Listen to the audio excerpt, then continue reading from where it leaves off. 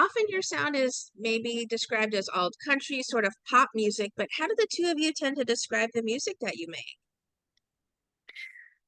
I like to call it country flavored roots rock because there's definitely something that we love about roots music and country music and, Americana, but we are not really fond of just being put in that genre or format, so to speak. And I mean, we try to make the music that we like to hear. So it just comes out sounding a little bit more, I don't know, more on the just a little country flavor to it. What do you think, Johnny? Well, I think when we write songs and produce them, we don't think of genres per se. Like if we were a blues band, maybe putting in like a mandolin or a banjo would be kind of not right. But in our case, we pretty much write whatever we like, and if the song demands a banjo or a mandolin, we're free to do it. Or if Mhm. you want a blues solo, so we're not constricted really. I mean, I think we're really what they call Americana. We're taking from all genres and putting them all together. Mhm. Who were then some of the musical influences you had when you were growing up, KP, if you want to start? Well, I was heavily influenced by singer-songwriters that my mother kind of introduced me to. Linda Ronstadt, Joni Mitchell, singer-songwriters like that, and uh, Crosby, Stills and Nash, Neil Young, all of that stuff that was playing in our house when I was a little kid. And so I love the songwriters and I love a beautiful vocal, but then I also love David Bowie. Um, and I think that's part of it for me. It's just being able to have the freedom to do whatever you want to do. It doesn't necessarily have to be one genre or another genre. What about you, John? Yeah, there we go. Um, well, being a guitar player, I tend to lean heavily on the guitar star bands, Led Zeppelin, Jimi Hendrix, Stevie Ray Vaughan. But as a songwriter too, I like to listen to like Jeff Buckley or um, Same. Pearl Jam, things of that nature, bands that write really good songs. And so yeah, to answer your question more specifically, growing up, it would be the usual for a guitar player. Like I said, Jimmy Page, Eddie Van Halen, Jimi Hendrix, all those guys definitely had an influence on what I play today, for sure. We have Trouble out now, which is the first single off of your third forthcoming album.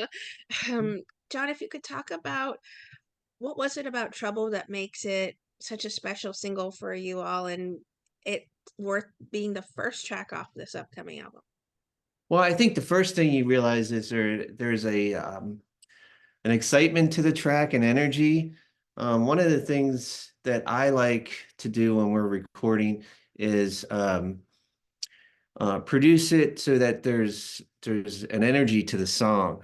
Um, and so I think we achieved this with this song, with the intro where you have the stabs of the keyboard and guitars, and um, and then of course the guitar solo, if I say so myself, is It's I pretty you cool. don't really hear that kind of guitar solo type stuff. At least I don't know, maybe there is out there, but um, in Americana, usually it's more not as rock as that. Mhm. But once again, I kind of wear my styles on my sleeve, and I felt that's what the song called for. So I think in general terms of energy and catchiness, this was a good song to start out with. Yeah, it was one of those songs. It's like the record's kind of different. It goes in a lot of different directions.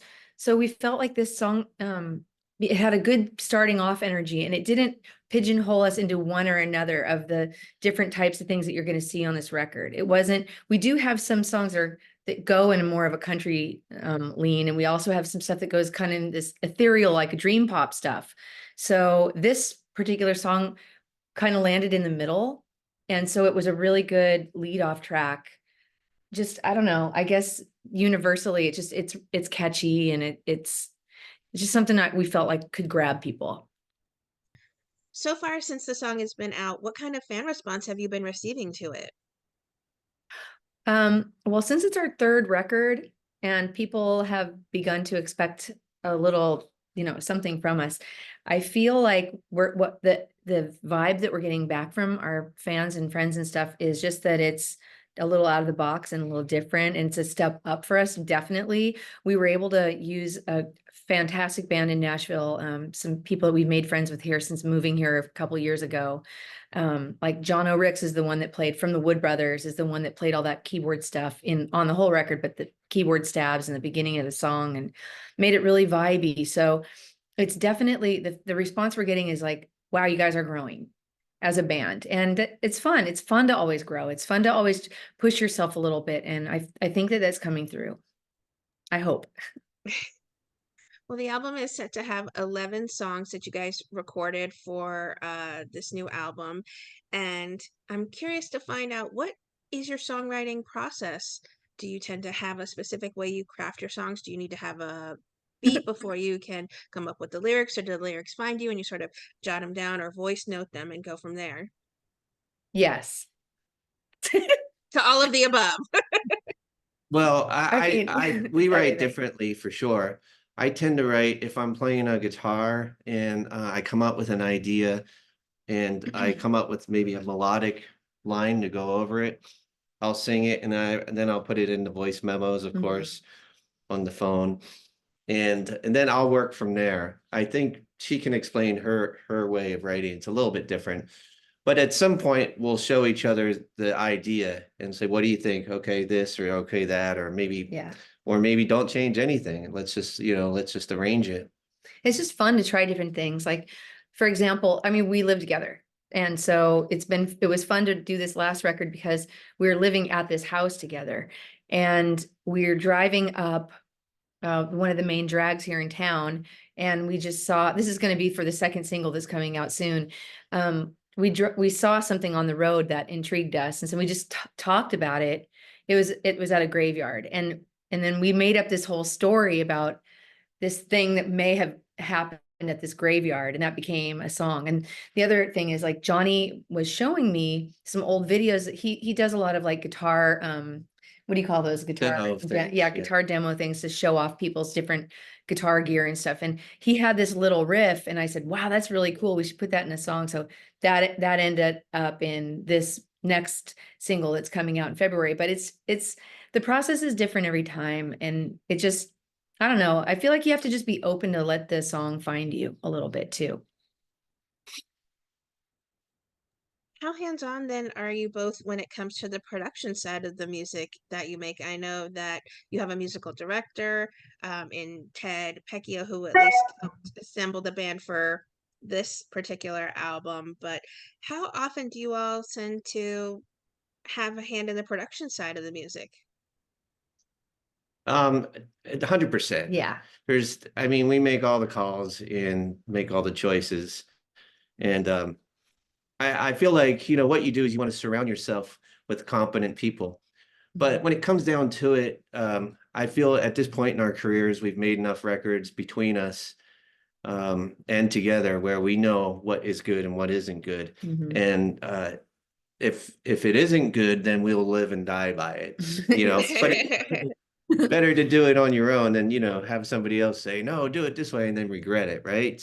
That's true. So yeah, we're 100% in control of everything. We've both made a lot of records, and we've made records for other people too, and with other artists and stuff. So that's kind of part of the tapestry of making, of being an artist for us both. We both find a lot of joy in making productions. So it's definitely something we're 100% in. John, are you able to tease some themes you guys will be exploring here on this new album? Well, there's a variety of themes: space travel, graveyards, uh, cruising down I-95. Let me think what else. Well, she sings most of the songs, so Well, it's like it's a lot about a lot of things too. I guess it's about traveling a lot. It is about traveling. It's about, and a lot of these songs for this particular record, um, there are a lot of stories that we made up. We found something that we thought was interesting and we thought, let's make a story up about that. So there are quite a few of those on this record. Um, we just wanted to try something different instead of making it about us. Some of the songs obviously have an autobiographical leaning because there's things that we've experienced, but a lot of it is stuff that we just thought was neat topically, like, you know, the Graveyard Song. Um, and this one of us, the songs, the title track is called Zero Gravity, and that is just it's a story about somebody who lost somebody, and they're imagining that they'll get them back. You know, they let them go in space, and they're imagining that they'll find them again somewhere in space. It's just made up. It's a made up story record. Well, and universal themes, Mhm. things that everybody can relate to in one way or another. I think that's important too. Yeah, for sure.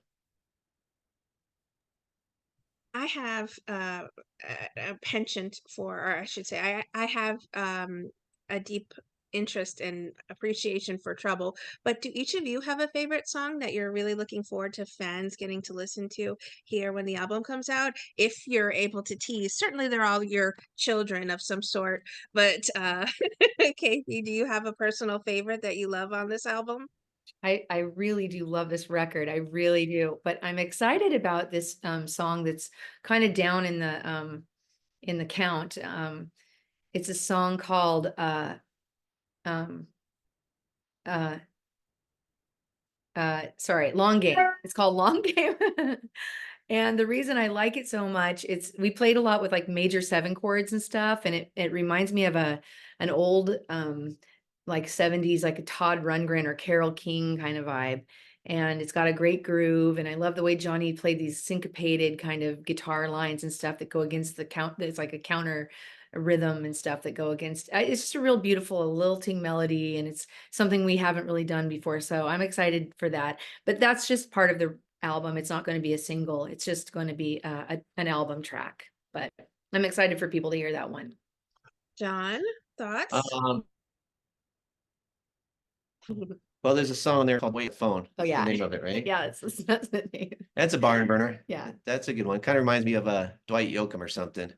And I'll look forward to doing that. We kind of premiered a couple of these songs on our last run back in September and October. And we played Zero Gravity. And what Mm, else did we they play? liked it. People liked it. Uh, We played um uh this Hands on the Clock. Hands on the Clock, Yeah. yeah. So you know, we've already had a small taste of what it's like to play these live, and it's been real good. So, but we didn't play everything, just a couple. Yeah, we did. Sure. Is there a tour plan to accompany this new music, or are you guys just playing a few live shows to tease it out for now? We're working on putting a tour together for the spring. Since the record doesn't come out till April 5th, we have some shows in between, obviously, and we are going to do a run to Texas for South by. We're going to Nice. showcase there, and we have some shows planned in California. We have some East Coast dates already booked, and we're working on a real tour, so that'll come. That'll be soon to come. Well, I have to ask you, this is some incredible new music that you have coming here shortly. Are you already back working on new music already, or is this your current focus for the time being? You're just excited to release this wonderful album here shortly. I think, well, we're not actively recording anything, but we're always writing down our ideas and coming up with ideas. Sure. You know, and when the studio calls, we'll answer. Luckily, we have a studio in our backyard, so we can What are always some happen. Oh, you do have it right there then. All right. So whenever more voice notes, you just run to the studio and record a little something for the time being. That's right. Who are some artists that you both would love to collaborate with on a song in the future, or maybe ones you really think tie in well with the music that you make?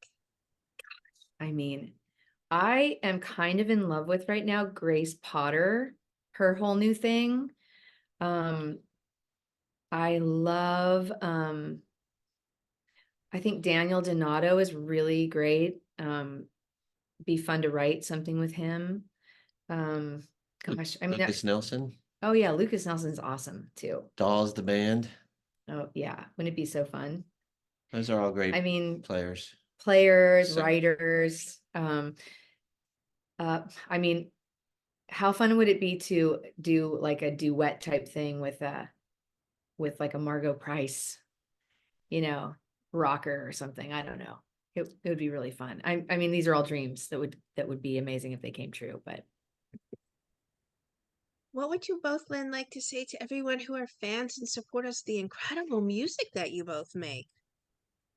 I mean, it's always just kind of humbling when people say nice things and tell us that our songs meant something to them, or when they compliment any particular thing on any of the records. And I am like kind of just blown away by how many people have been so supportive of this first single off this record. It's kind of cool to see like people watching the video. We made a little acoustic video of it with Stager microphones, and people have been watching it and just saying the nicest things. It's I'm blown away and I'm grateful, and we want to come play for you. What about you, Johnny? well, what? Say something to the people. Oh no, that's the whole deal with me. Uh, She um, talks, the whole deal with you is she talks and you do the that's playing. good, but that's for another discussion. Um, yeah, So you basically, are married. oh, yeah, and I'm happy. No, just kidding. So basically, when we play out and people come up to us afterwards, usually at the merch table, and they're like, "Hey, that song really touched me." I mean, really, that's what it's all about. If you can write something or make a piece of art that touches people, and that's what really, as for me as an artist, is the payoff. Yeah. Um, you know, it doesn't, it sometimes it's hard to do this business. Well, it is hard. There's no doubt about it, and it has its probably more downs than ups. But when you do make that connection, you're kind of like, ah, this it makes it all worthwhile. Yeah. So Sometimes when we're on stage and we're really connecting with people, and I can feel that we're connecting, like we're singing a song that might be, more of a touching song or whatever, and you can feel them like relating to you and the way that they're looking at you while you're playing it. I get choked up. I get like Oh, I get emotional. Like I've had to like hold back tears even, because it's like a give and take with your audience, and you're pouring your whole self into the performance. You lose yourself in it, and I think it's so good for us to be able to perform that way. It's like such a beautiful thing. You get to go out of your body and just give 100. It's like being an athlete or something, just giving 100% of your body and mind and soul into this performance, and then people are responding. It's emotional sometimes. I'm Sometimes. sure it is. Very cathartic and Yeah. raw, because you are putting your heart and soul into the music that you make, and certainly you want it well received. And it sounds like everyone is truly enjoying the Hawthorns. Mhm. I oh, hope.